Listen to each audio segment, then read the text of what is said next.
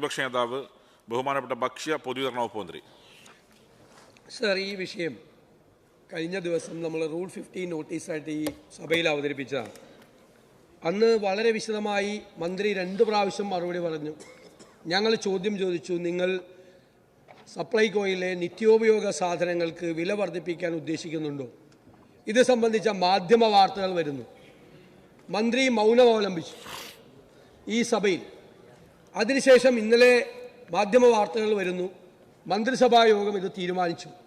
13 നിത്യോപയോഗ സാധനങ്ങളുടെ വില വർദ്ധിപ്പിക്കാൻ തീരുമാനിച്ചു. ഇന്ന് രാവിലെ മാധ്യമങ്ങളിലൂടെ മന്ത്രി അതിന് വിശദീകരണം നൽകുകയാണ്. സാർ, ഈ സഭ സമ്മേളിച്ചുകൊണ്ടിരിക്കുമ്പോൾ ഇത്തരം ഒരു കാര്യം സഭയ്ക്ക് പുറത്തു പറയുന്നത് ഈ സഭയോടുള്ള അവഹേളനമാണ് എന്ന് ഇത് മുൻപൂടെ റൂളിംഗ് ഉണ്ടായിട്ടുണ്ട്. സാർ, ഈ സഭ സമ്മേളിച്ചുകൊണ്ടിരിക്കുമ്പോൾ ഈ സഭയിൽ ചർച്ചയ്ക്ക് വന്നൊരു വിഷയം സഭയിൽ പ്രഖ്യാപിക്കണമായിരുന്നു. സാർ, അത് പ്രഖ്യാപിക്കാത്തത് മാത്രമല്ല ഞങ്ങളുടെ വിഷയം. ഈ ഗവൺമെന്റ് അധികാരത്തിൽ വന്നത് ഒരു കാരണവശാലും സപ്ലൈകോയിലെ നിത്യോപയോഗ സാധനങ്ങളുടെ വില വർദ്ധിപ്പിക്കില്ല എന്ന് ജനങ്ങൾക്ക് വാക്കുകൊടുത്തുകൊണ്ടാണ്. സാർ, ഇപ്പോൾ 70% എന്നുള്ള സബ്സിഡി 35% മാറ്റുകയാണ്. സബ്സിഡി ഗണ്യമായി കുറയുകയാണ്. ഇപ്പോൾ തന്നെ ഒരു സപ്ലൈകോയുടെ ഒരു ഔട്ട്ലെറ്റിലും 13 നിത്യോപയോഗ സാധനങ്ങളില്ല. ഇനി ആ നിത്യോപയോഗ സാധനങ്ങൾ കൊണ്ടുവന്നു കഴിഞ്ഞാൽ അത് സബ്സിഡി കുറച്ച് വില കൂട്ടി വിൽക്കുന്നൊരു സ്ഥിതിയാണ്. സാർ, ഇത് പൊതുവിപണിയിൽ ഉണ്ടാക്കുന്ന ആഘാതം എത്ര വലുതായിരിക്കും? സർക്കാരിൻ്റെ ഔട്ട്ലെറ്റിൽ സാധനങ്ങളുടെ സബ്സിഡി കുറയ്ക്കുകയും സാധനങ്ങളുടെ വില സപ്ലൈകോയുടെ റീറ്റെയിൽ ഔട്ട്ലെറ്റിൽ കൂടുകയും ചെയ്താൽ പൊതുവിപണിയിൽ അതിൻ്റെ ആഘാതം ഉണ്ടാകുകയും ഓർഗാനിക്കായും കൃത്രിമമായും പൊതുവിപണിയിൽ വില വർദ്ധിക്കാൻ ഇടയാകുകയും ചെയ്യും. സാർ, രൂക്ഷമായ വിലവർദ്ധനവ് കൊണ്ടും സർക്കാരിൻ്റെ തുടർച്ചയായ നികുതി പിരിവ് കൊണ്ടും പൊറുതിമുട്ടി ഇവിടെ ആളുകൾ അവരുടെ ജപ്തി നടപടികൾ നേരിട്ടുകൊണ്ടിരിക്കുന്ന ഒരു കാലഘട്ടത്തിൽ സാർ, ഇത്തരം ഒരു തീരുമാനം ഈ സഭ സമ്മേളിച്ചുകൊണ്ടിരിക്കുമ്പോൾ ഇത്തരം ഒരു തീരുമാനം എടുക്കുന്നത്, അതിനെയാണ് സാർ ഞങ്ങൾ ചോദ്യം ചെയ്യുന്നത്. എത്ര അപകടകരമായ, സഭയെ അറിയിക്കാതെ എടുത്ത ഈ തീരുമാനം എത്ര അപകടകരമായ ഒരു തീരുമാനമാണ് പൊതുവിപണിയിൽ ഉണ്ടാക്കാൻ പോകുന്നത്. സാർ, ഇപ്പോൾ തന്നെ ഡീസലിന്റെയും പെട്രോളിന്റെയും വില ഏറ്റവും കൂടുതലുള്ള ഒരു സംസ്ഥാനമായി കേരളം മാറി. ഇവിടെ പുറത്തുനിന്ന് സാധനങ്ങൾ കൊണ്ടുവരുന്നു. സാർ, ഈ വിലവർദ്ധനവ് പലപ്പോഴും ഉണ്ടാകുന്നത് സ്വാഭാവികമായ, അത് സ്പീക്കറല്ലേ ചോദിക്കുന്നത്, ആളാണ് നിയന്ത്രിക്കുന്നത്, അല്ല അന്നാണ് സ്പീക്കർ, അല്ല അന്നാണ് സ്പീക്കർ, അവിടെ സംസാരിച്ചോ പ്ലീസ് കൺക്ലൂഡ്. അല്ല അന്നാണ് സ്പീക്കർ, അങ്ങ് കൺക്ലൂഡ്. അല്ല അന്നാണ് പ്ലീസ് അങ്ങ് കൺക്ലൂഡ്. അതാണോ സ്പീക്കർ? അങ്ങ് കൺക്ലൂഡ് ചെയ്തോ. അല്ല മിണ്ടായിരിക്കാൻ പറയാം, അങ്ങ് കൺക്ലൂഡ്. അങ്ങ് കൺക്ലൂഡ് പ്ലീസ്. സാർ, ഇത് ഏറ്റവും ഗൗരവതരമായ പ്രശ്നമാണ്. കേരളം അല്ലെങ്കിൽ തന്നെ കേരളത്തിലെ ജനങ്ങൾ ജീവിക്കാൻ പൊറുതിമുട്ടിക്കൊണ്ടിരിക്കുന്ന സാഹചര്യത്തിൽ കേരളത്തിലെ പൊതുവിപണിയിലെ വില വർദ്ധിക്കാൻ ഇടയാകുന്ന ഈ തീരുമാനത്തിൽ നിന്നും സർക്കാർ പിൻവാങ്ങണം എന്ന് ഞാൻ ആവശ്യപ്പെടും. ബഹുമാനപ്പെട്ട മിനിസ്റ്റർ. സാർ, ബഹുമാനപ്പെട്ട പ്രതിപക്ഷ നേതാവ് സഭയെ തെറ്റിദ്ധരിപ്പിക്കുക. സാർ, അദ്ദേഹം പറയട്ടെ, ക്ഷമാപൂർവ്വം കേൾക്ക്, അദ്ദേഹം പറയട്ടെ. ഞാൻ പുറത്ത് ഒരു പ്രഖ്യാപനവും നടത്തിയിട്ടില്ല.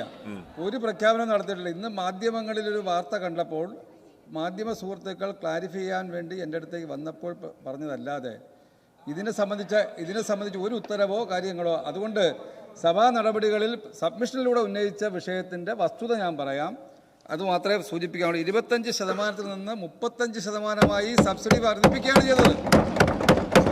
സാർ, 1981 മാവേലി സ്റ്റോർ എന്ന പേരിൽ റീറ്റെയിൽ ഔട്ട്ലെറ്റുകൾ ആരംഭിച്ചത്. തുടക്കത്തിൽ വിപണി ഇടപെടലിൻ്റെ പ്രവർത്തനം അരി, ഗോതമ്പ്, പഞ്ചസാര എന്നിവയിൽ പരിമിതപ്പെട്ടിരുന്നു.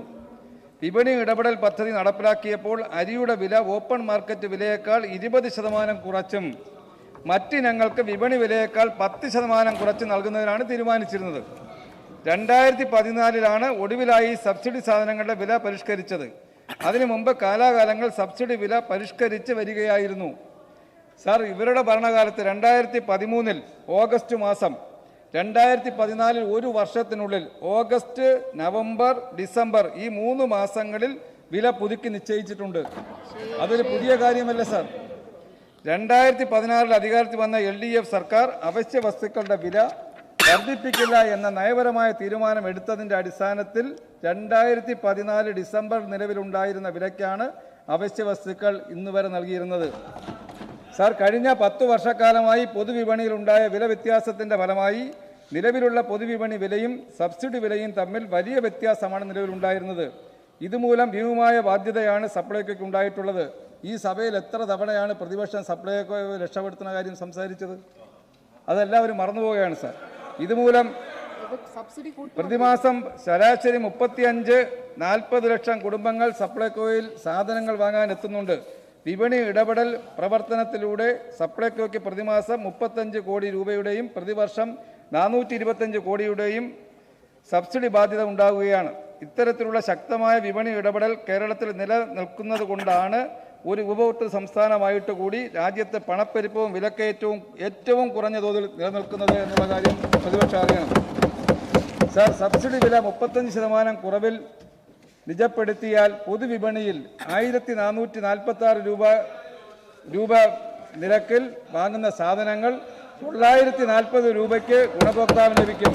സാർ, ഇതിലൂടെ 506 രൂപയുടെ സബ്സിഡി ആനുകൂല്യം ഒരു ഉപഭോക്താവിന് ലഭിക്കുകയാണ്. സാർ,